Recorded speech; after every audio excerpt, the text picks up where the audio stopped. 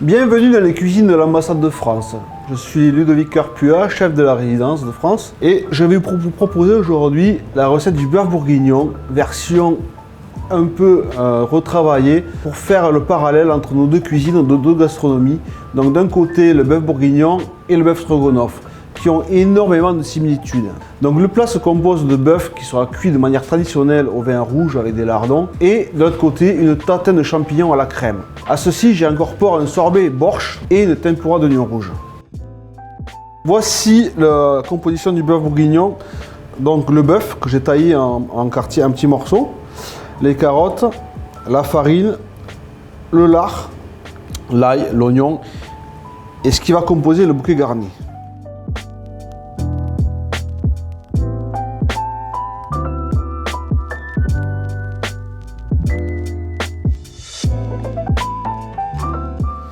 Et l'action très importante pour ce plat, c'est qu'on va singer, saupoudrer de la farine sur notre viande.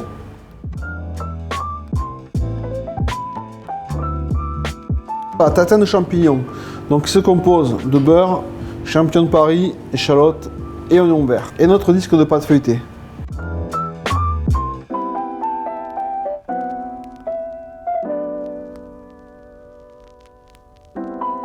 Voici les éléments qui vont composer le sorbet borsch. D'abord, je vais commencer par les oignons, le chou, le poireau et je vais finir par la betterave. Donc voici le dernier élément qui va composer notre sorbet borsch, c'est l'ail en chemise. Une fois ces éléments revenus, je vais mouiller avec de l'eau de manière à se faire une soupe, un bouillon que je vais laisser cuire à peu près 3 quarts d'heure. Une fois que ces éléments seront mixés et froids, on les met au congélateur, ce qui nous donnera notre sorbet borsch. Donc voici les derniers éléments qui vont composer notre bœuf bourguignon. L'huile de canneberge, il suffit de chauffer l'huile de pépins de raisin à 63 degrés, d'y incorporer les canneberges et le vinaigre. Pour la tempura d'oignons rouges, c'est très simple, il suffit de tailler des tranches fines d'oignons rouges et de les saupoudrer de farine qu'après on va frire.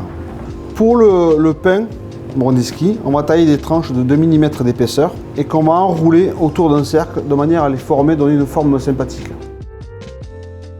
On va faire revenir notre bœuf, donc on va le saisir de manière à le colorer sur chaque côté. La farine étant sur la viande va torréfier et va apporter une couleur brune à la viande.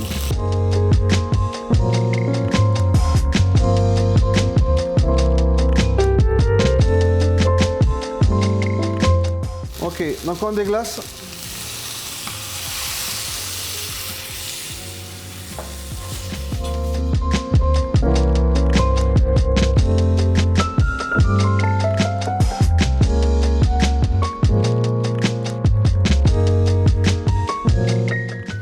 On rajoute notre disque de pâte feuilletée en dehors du feu et ça, on le met au four.